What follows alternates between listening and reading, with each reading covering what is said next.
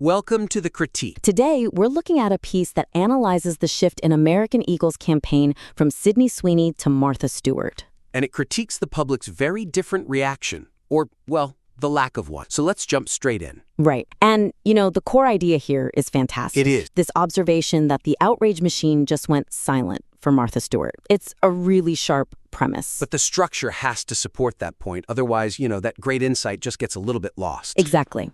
And that brings us right to the first big piece of feedback, which is really about reining in the scope to maximize the impact. Yes, it feels like the material is trying to cover way too much ground. It is. You're getting this look at outrage culture, but then there's consumer thrifting advice. And practical crafting tips. And then this high-level marketing analysis, all in one place.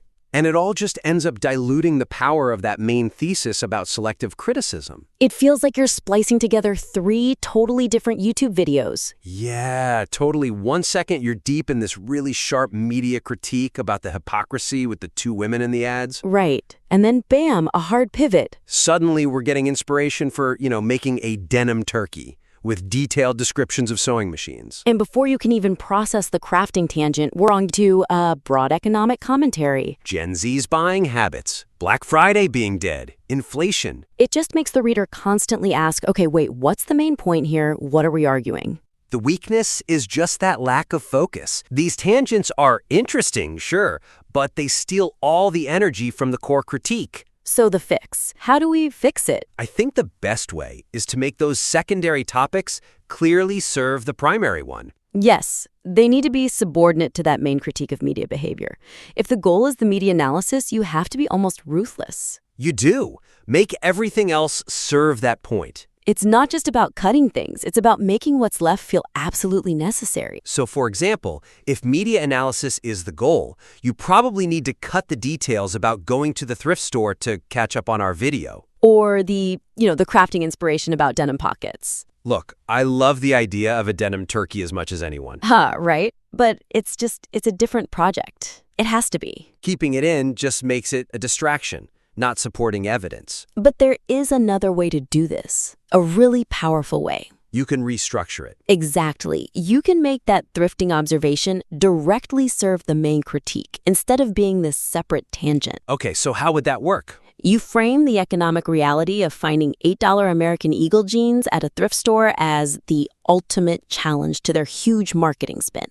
Ah, I see. So the thrift advice becomes ammunition for the marketing critique. Precisely. The conversation then becomes, they're spending millions on Martha Stewart, but here's the actual resale value of their product. That creates tension. The thrift store find is no longer a hobby, it's an economic weapon against the marketing. It is. It directly undermines the high-cost strategy. And that ensures every single thread you pull ties back to that central theme of whether this marketing actually reflects reality. It's a huge step for tightening that focus. Okay, let's move on. Let's look at the comparison itself, because that's the absolute heart of this whole piece. It is. And it's maybe the hardest part to get right. It's a fascinating point, but it needs to be fortified. Fortified against the obvious counter-arguments, right? Yeah. Because a casual reader is just going to say, well, people were mad for different reasons. You have to get ahead of that. Which leads us to our second critique. You have to deepen the comparative analysis of the context. The central argument about hypocrisy needs to go beyond just they're both blonde white women. Right. It has to proactively dig into the contextual differences that explain why the public reacted so differently. Because right now, the piece implies the silence over Martha is illogical just because she fits that demographic profile. But it doesn't really investigate why she might be seen as immune. And that's the critical gap. The whole firestorm with Sweeney, as the notes correctly point out, was tied to the perception that the ad was playing with eugenics. The whole good genes pun, yeah. And her youth, her beauty, all framed in this very specific, very sensitive way. Whereas the Martha Stewart ad is completely different. It's framed around thoughtful giving and the timeless nature of denim. They are complete opposites thematically. And if you don't acknowledge that difference, a reader can just dismiss the whole critique. They'll just say they were mad about the message, not just the model. So the suggestion here is to first acknowledge those legitimate differences in the campaigns. Own the counter-argument. Exactly. Own it. And this is the key part, argue that critics are using these differences as an inconsistent shield. That reinforces your original point about selective criticism. You're consuming their argument and spitting it back out, but sharper. Yes. So, for some concrete examples, how could you do this? You could start by explicitly contrasting the themes right in the text. Lay it out. Sweeney's ad played on her personal appeal, the whole I have good genes, I'm pretty vibe. While Stewart's is all about her persona as the notorious perfectionist, focused on holiday gifting and a perfect fit. Showing you understand that nuance immediately strengthens your position. And we absolutely have to talk about the age factor. That's the easiest way for someone to dismiss. It is, so you need to analyze whether age provides a kind of cover against these identity-based critiques.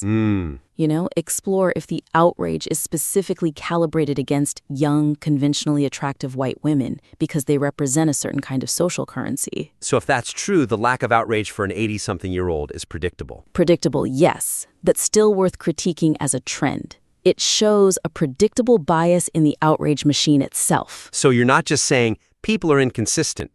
You're saying this type of outrage follows predictable but still inconsistent rules. Exactly. And use the visual details too. The notes mention her wearing diamonds in her denim kitchen, being a rich white woman. Okay. Use that to directly challenge the lack of outrage over entitlement or wealth. So don't just ask, where's all the wringing of hands? No. State that the markers of entitlement are right there on screen, but the criticism is silent. That makes the hypocrisy case so much stronger. It forces the material to engage with the complexity, not just the demographics. Yes. And that's how you elevate the whole analysis. That level of detail is super actionable. Okay, let's move to the third area. This is where we bring the money back into it. Yes. The tension between the brand's image and the customer's reality. This is the crux of the problem for American Eagle, and the material has to use that content. Which brings us to critique number 3. You have to reconcile the economic data with the marketing strategy analysis. The material right now presents this conflicting evidence and then just sort of leaves it there. It does. On the one hand, it praises the marketing move, stock jumped 4%. Great PR win. But on the other hand, you detail the financial reality of their target audience, Gen Z. Pointing out that they're buying secondhand, they're extremely price sensitive. And the analysis doesn't bridge that gap. We have this short-term stock bump clashing with the long-term challenge of Gen Z just not paying full price. A challenge backed up by your own observations of very dead Black Fridays and, what was it? $8 American Eagle jeans at the thrift store. Right. The weakness is just accepting the campaign as a success because the stock went up for a day. That just shows investor approval of a PR stunt. It doesn't probe that disconnect between the high ad spend and, the low full-price sales for the people they're supposedly targeting. So the solution is to use that contradiction. Use it as a tool. Gen Z buys thrift, AE markets new. That's a powerful way to sharpen the critique of their whole strategy. You have to distinguish between brand revitalization, which, the Stewart campaign did that. It did. It got buzz. And actual sustained full-price sales growth. Investors are short-sighted. They react to PR. But the writer's own data shows the long-term story is very different. The $8 thrift price is a strategic problem that a 4% stock bump just doesn't solve. So, to make this actionable, you could start that section with a really strong statement. Something like, while the announcement caused a short-term stock rise, the fact that Gen Z is paying $7.99 for like-new AE jeans means the campaign's true success has to be measured by something other than immediate buzz. Perfect. That sets the tension right away. And then you can build on that. The notes had that fascinating idea about the Martha on the mantle doll. Oh yeah, the doll. Suggesting they make American Eagle jeans for your Martha doll.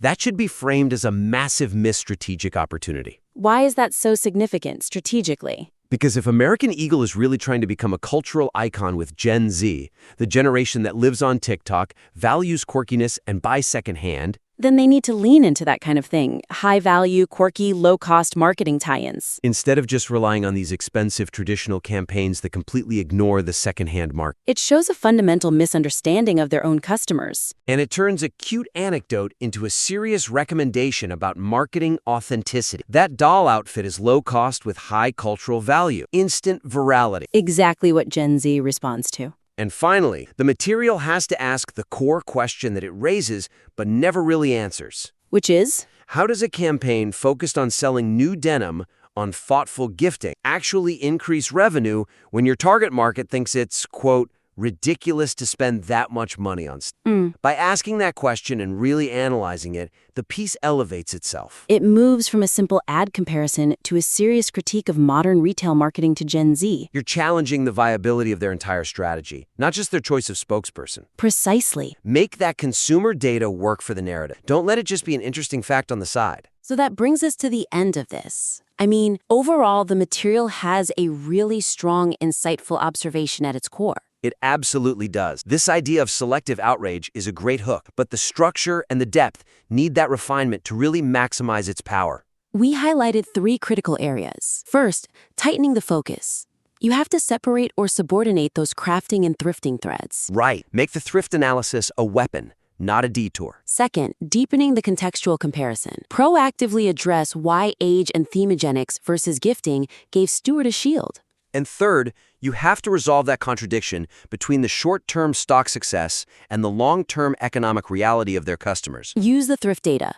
Use missed opportunities like the Martha doll to really sharpen that critique of their strategy. The foundational observation is incredibly strong.